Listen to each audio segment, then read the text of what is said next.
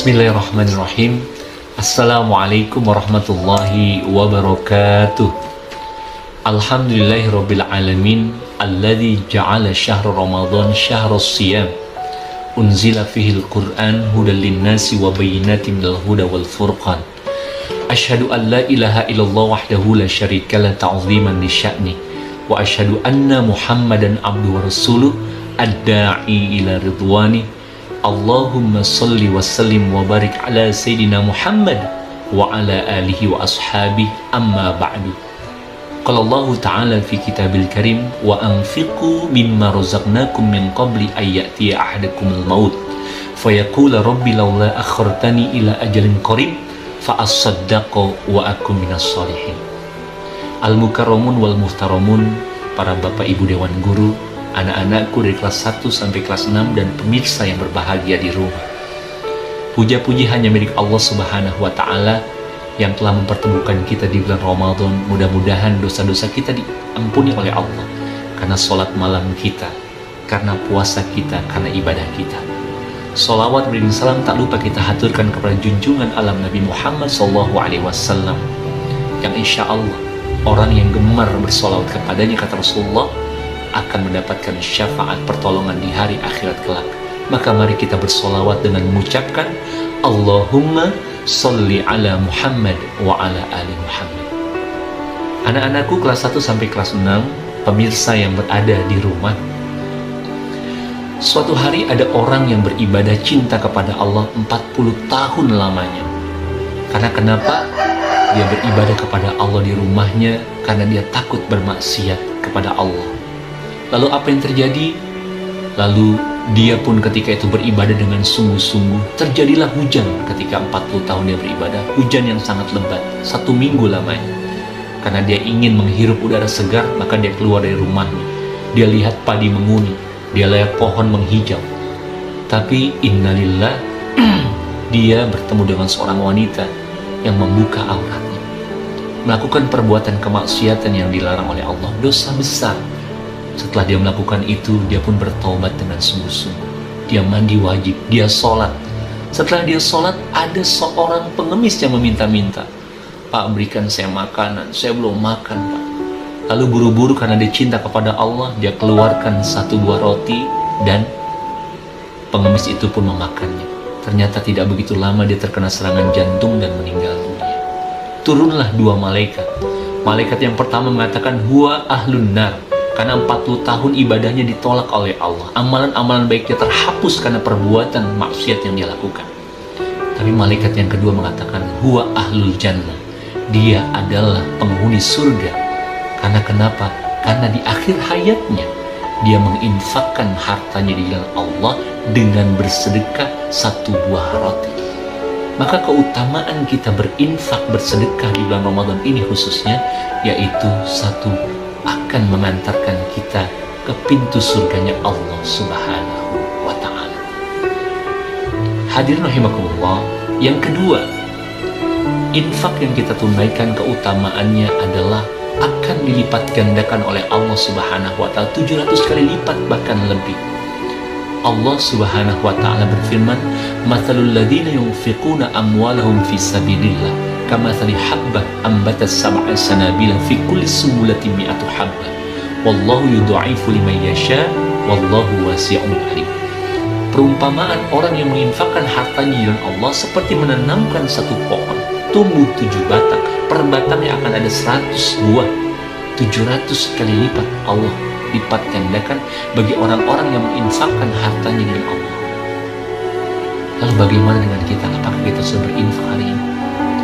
Sahabat Rasulullah bernama Abdurrahman bin Auf, bagaimana infaknya dia, cintanya dia kepada Allah dan Rasulnya, triliunan miliaran dia infakkan. Bahkan suatu malam ketika dia mendapatkan keuntungan 1 peti emas, dia berikan infaknya itu kepada orang-orang Madinah sambil berkata kepada istrinya, "Wahai istriku, kita berikan ini kepada orang Madinah." Besoknya dia mendapatkan 2 peti emas keuntungan. Terus dia infakkan lagi 4 peti emas. Bahkan di akhir hayatnya dia memiliki gudang emas yang begitu banyak emasnya. Bahkan emasnya lengket, susah untuk dipisahkan. Dan beliau memiliki kampak emas. Karena kenapa? Karena janji Allah benar, akan dilipat gandakan bagi orang-orang yang berinfak dan bersedekah. Hadirin rahimakumullah. Lalu apalagi keutamaan kita berinfak bersedekah? Yang ketiga adalah sedekah itu, infak itu akan menjauhkan kita dari mara bahaya dan akan memanjangkan umur kita. Rasulullah SAW dalam hadis mengatakan, qala Nabi SAW, as-sadaqatu tanfa'ul bala, atau as-sadaqatu taruddul bala wa tutawwil umur. Sedekah itu akan menolak bahaya, sedekah itu akan menolak bala dan akan memanjangkan umur. Suatu hari ada seorang ustadz bercerita dan ada seorang wanita yang menangis, seorang ibu yang menangis. Karena kenapa? Karena suaminya terkena penyakit COVID-19, terkena virus corona. Yang ketika itu tingkat kematian begitu tinggi di tahun 2021 di bulan Juli dan Agustus. Setiap hari kita begitu takut karena mendengar ada ambulan yang lewat mengantarkan jenazah dan lain sebagainya. Dia menangis karena kenapa? Suaminya terkena penyakit komorbid, ada diabetes, ada jantung, ada darah tinggi. Dia pasrah kepada Allah dan dia menceritakan kepada ustaz tersebut. Lalu ustaz tersebut mengarahkan dia untuk berinfak bersedekah, karena insya Allah akan menjauhkan dari mara bahaya dan menyembuhkan penyakit. Lalu dia pun berinfak kepada anak-anak yatim dan insya Allah atas izin Allah, masya Allah, Allah subhanahu wa ta'ala sembuhkan penyakitnya dan sampai hari ini beliau panjang umur. Maka dari itu tidak ada yang namanya menyesal dalam bersedekah. Bahkan ciri-ciri orang yang bertakwa yang ketika 30 hari berpuasa, yang esensi daripada puasa bertakwa, ciri-cirinya adalah yang pertama, alladzina yunfikuna fis-sarra'i wad-dharra. Orang-orang yang sering menginfakkan hartanya di jalan Allah, baik dalam keadaan susah maupun lapang, dalam keadaan sempit maupun senang. Bukankah kita lihat di bulan Ramadan ini kita sudah diciptakan memiliki jiwa sosial yang tinggi? Berapa banyak orang-orang yang menginfakkan hartanya, memanggil anak yatim di rumahnya, memberikan santunan. Bukankah kita juga sering lihat sebelum azan maghrib berkumandang, orang-orang memberikan makanan, takjil, ada kolak, ada minuman dan lain sebagainya. Maka kita di bulan Ramadan ini diajarkan untuk memiliki jiwa sosial yang tinggi. Dan yang terakhir, keutamaan daripada kita berinfak bersedekah adalah akan menjauhkan kita daripada azab kubur dan azab api neraka. Allah subhanahu wa ta'ala berfirman, wa anfiqhu mimma razaqnakum min qabli ayyatiya ahadakumul maut fayaqula rabbi laula akhartani ila ajrin qarib fa asaddaqa wa akum minas sholihin. Kalau seandainya ada jenazah, ada mayat yang dibangkitkan oleh Allah, dikasih umur 1 hari lagi, dibangkitkan 1 jam saja, 1 menit saja, dia tidak akan berkata, ya Allah, aku ingin jalan-jalan ke Eropa. Ya Allah, aku ingin punya mobil Lamborghini dan Ferrari. Ya Allah, aku ingin punya rumah yang megah, mobil yang mewah. Tidak.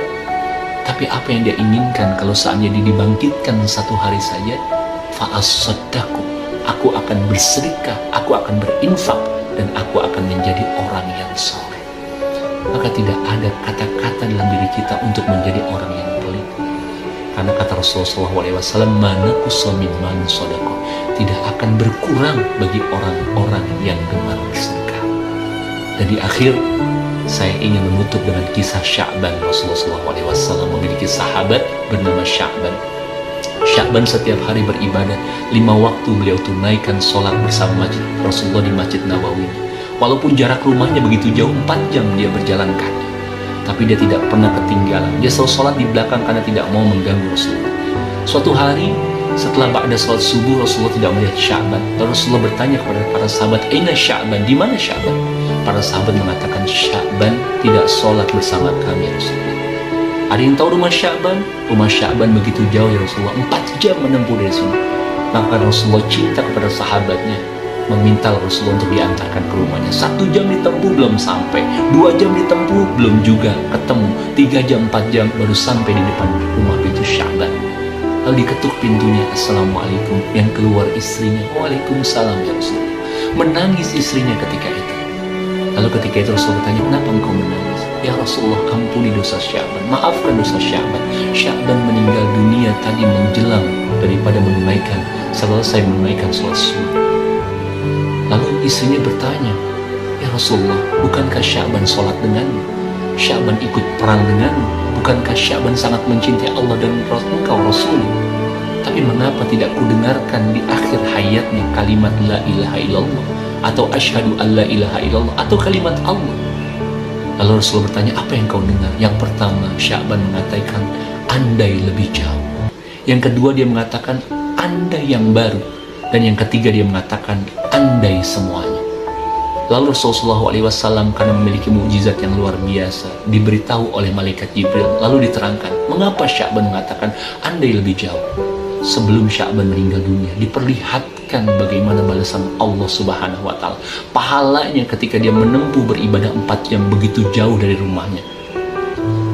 Istana yang begitu indah, surga yang begitu indah, dan mengatakan dia menyesal, ya Allah, andai lebih jauh, andai 6 jam saya menempuh, andai 8 jam.